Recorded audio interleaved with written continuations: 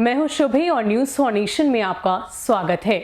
वैसे तो शादी विवाह को लेकर आपने कई किस्से और कहानियां सुनी होंगी।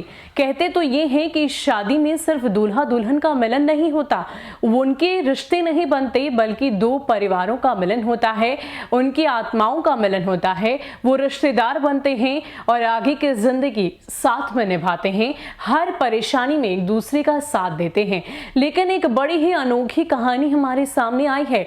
वैसे तो आपने शादी समारोह में दूल्हा दुल्हन की शादी कई बार देखी होगी, लेकिन अगर उसी मंडप में ससुर दामाद, भाई बहन और साथ ही साथ पिता पुत्र की भी शादी होने लगे तो आप क्या कहेंगे? जी हाँ, ऐसा ही एक मामला सामने आया है। क्या है ये पूरा मामला, आपको विस्तार में बताते हैं। शादी एक ऐसा बंधन होता है जिसमें केवल दो लोगों की शादी नहीं होती बल्कि दो परिवारों का भी मिलन होता है। झारखंड के बसिया में ऐसे 55 जोड़ों की शादी हुई जो कि बिना औपचारिक शादी किए बगैर एक दूसरे के साथ लिव इन रिलेशनशिप में रह रहे थे। इनमें से कुछ ऐसे लोग थे जो गरीबी और अन्य सामाजिक परंपराओं के कारण सालों साथ रहे लेकिन शादी के बंधन में ना बंध सके। सबसे हैरान कर देने वाली बात यह है कि इसमें एक ही परिवार के कई सदस्य एक साथ ही विवाह के बंधन में बंधे।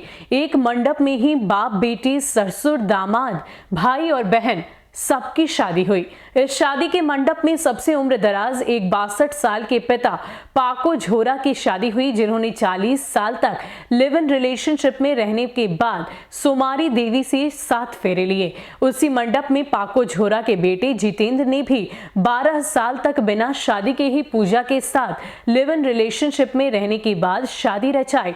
वहीं उसी परिवार में बहन की भी शादी किसी और से कराई गई। उन्होंने बताया कि उनके बच्चे भी हैं और अब तक वो बिना शादी के साथ रह रहे थे। इन शादी में एक जोड़ा ऐसा भी था जिसने सभी का ध्यान अपनी तरफ खींचा।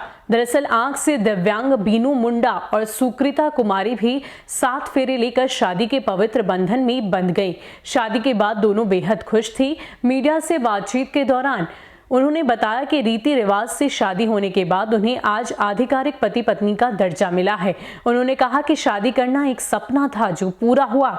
इन जोड़ों को आशीर्वाद देने के लिए सारा गांव पहुंचा था। तो वाकई ये एक अनोखी शादी थी, वो इसलिए क्योंकि एक ही परिवार के अलग अलग सदस्य पिछले कई सालों से लिव इन रिलेशनशिप में तो रह रहे थे, लेकिन कहीं ना कहीं वो शादी के बंधन में किसी वजह से नहीं बंध पाए थे। और ये आयोजन एक सामूहिक विवाह का था और वहां पर और इस मिलन समारोह में सभी एक साथ पहुंचे और शादी रचाई, 7 फेरे लिए और शादी के पवित्र बंधन में बंध गए।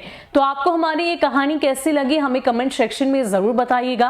अगर पसंद आई हो तो इसे जरूर शेयर कीजिएगा। हमारे चैनल को जरूर सब्सक्राइब करिएगा। धन्यवाद।